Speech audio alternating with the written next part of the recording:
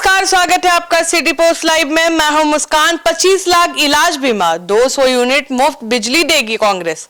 Party ने launch किया है हर घर अधिकार कैंपेन मैनिफेस्टो और ये रहेगा टैगलाइन। इस पर बातचीत करने के लिए हमारे साथ मौजूद हैं वरिष्ठ पत्रकार श्रीकांत प्रत्युष। सर, जो कांग्रेस मैनिफेस्टो लेके आया है वो तो किसका दिल नहीं छुएगा। बिल्कुल, कांग्रेस पार्टी के तेवर ही बदले हुए हैं, रंग रूप तेवर सब बदले हुए हैं। कांग्रेस पार्टी के प्रभारी जब से कृष्णा अलवारू बने हैं और प्रदेश अध्यक्ष राजेश राम, तो नए नए प्रयोग कर रहे हैं। तो बिहार कांग्रेस एक्शन में है और कांग्रेस की ओर से आज सोमवार को हर घर अधिकार कैंपेन को लॉन्च किया गया है। प्रदेश कांग्रेस अध्यक्ष राजेश राम ने कहा कि कांग्रेस पार्टी की गारंटियों का गुलदस्ता कैंपेन आज शुरू किया गया है। इसी टैगलाइन के तहत हमारे महागठबंधन का मैनिफेस्टो जारी किया जाएगा। तो मैनिफेस्टो में जो चीजें हैं उसको बारी बारी से कांग्रेस पार्टी जारी कर रही है। तेजस्वी यादव जब करेंगे तब करेंगे, कांग्रेस पार्टी पहले ही जारी कर दे रही है। पहले तेजस्वी यादव ने कर दिया था माई बहन योजना का ऐलान, और कांग्रेस पार्टी ने उसको कैसे लपक लिया।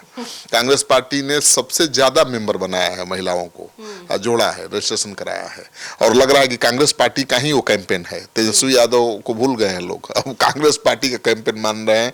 माई बहन योजना कांग्रेस पार्टी का मान रहे हैं। उसी तरह से अब कांग्रेस पार्टी ने 200 यूनिट बिजली फ्री को भी अपने मैनिफेस्टो में डाल दिया है और नया ऐलान कर दिया है कि भाई अब 25 लाख रुपए मिल जाएगा आपको हेल्थ के लिए। तो बिहार कांग्रेस के जिला अध्यक्ष, AICC मेंबर्स, प्रभारी, सचिव, प्रखंड अध्यक्ष, सीनियर लीडर्स के साथ आज बैठक थी और ये जानकारी दी गई। इस कैंपेन में माई बहन मान योजना प्रतिमाह 2500 रुपये, वृद्ध दिव्यांग पेंशन प्रतिमाह 1500 रुपये, 200 यूनिट मुफ्त बिजली मिलेगी, 25 लाख तक का मुफ्त इलाज बीमा और भूमिहीन परिवारों को मकान के लिए 5 डिसमिल तक जमीन देने की योजनाएं प्रमुख है। तो आपको पता ही है कि प्रशांत किशोर दलितों को 3 डिसमिल जमीन नहीं दिए जाने को बड़ा मुद्दा बना रहे हैं। वो कह रहे हैं कि भाई नीतीश सरकार ने वादा किया था और निभाया नहीं। अब कांग्रेस पार्टी 3 डिसमिल की जगह पर 5 डिसमिल देने जा रही है, कमाल है। तो कांग्रेस पार्टी का जोर तो दलित और अति पिछड़ा पर है और दलित प्रदेश अध्यक्ष भी हैं। तो 3 डिसमिल से बढ़ाकर उन्होंने 5 डिसमिल कर दिया है, तो ये और लुभाएगा दलितों को। तो कांग्रेस पार्टी रोज प्रयोग कर रही है, रोज नई नई घोषणाएं कर रही है। इसके अलावा और क्या लेके आई है? अब देखिए, इसके अलावा स्टार्टअप फंड है, लाखों सरकारी नौकरियां हैं, MSP पर फसल खरीद की गारंटी दी गई है जिसकी शुरुआत अगले महीने से ही की जाएगी।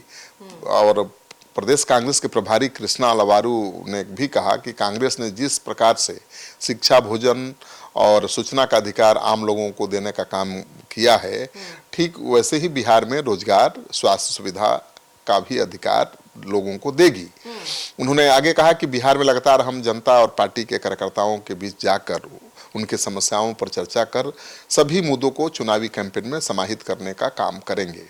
तो स्क्रीनिंग कमेटी पर राजेश राम ने कहा कि स्क्रीनिंग कमेटी की घोषणा हो गई है। स्क्रीनिंग कमेटी का काम कैंडिडेट को निर्धारित करना है, सीट शेयरिंग होगी और कैंडिडेट्स के नाम बाहर आएंगे। उसके बाद स्क्रीनिंग कमेटी की बैठक होगी और उस पर एक डिटेल एनालिसिस होगी। सीट के समीकरण में भी स्क्रीनिंग कमेटी काफ़ी महत्वपूर्ण भूमिका निभाएगी। तो इस स्क्रीनिंग कमेटी में तो बहुत महत्वपूर्ण होती है, ये यही तय करती है कि कौन उम्मीदवार होगा। और इस स्क्रीनिंग कमेटी में तो कृष्णा अलवारू तो हैं ही,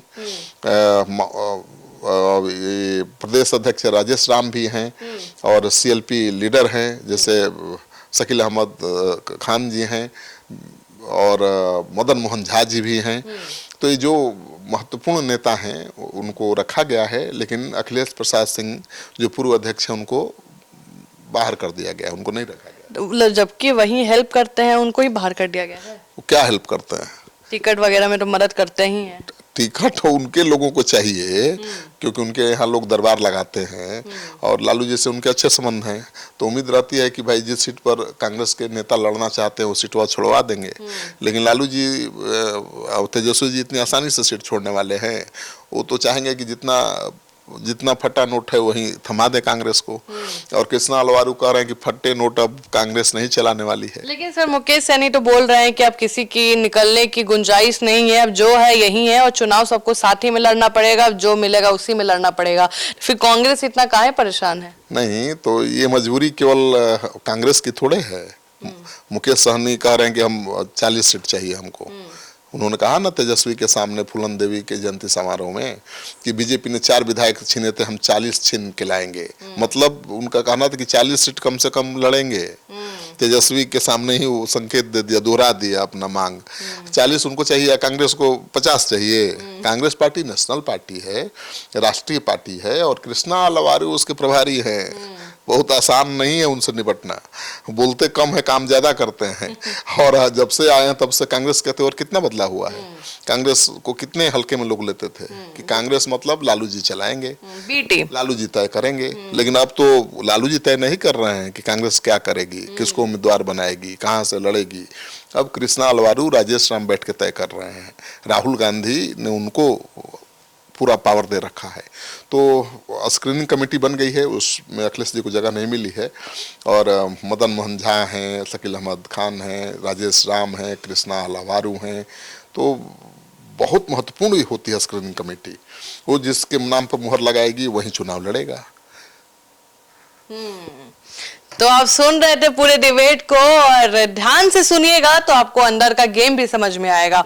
अब कांग्रेस जो इतने सारे सुविधाएं दे रही हैं, जो अभी नीतीश कुमार दे रहे थे कि 124 से 125 से आपको बिजली का मिलेगा, लेकिन यहाँ पे तो 200 यूनिट की बात हो रही है, 25 लाख इलाज बीमा की बात की जा रही है और भी बहुत कुछ है। और आप जरूर बताइएगा कि आपको ये कांग्रेस का मैनिफेस्टो कैसा लगा। फिलहाल इस खबर में इतना ही। आगे की खबरों के लिए बने रहे हमारे साथ। धन्यवाद।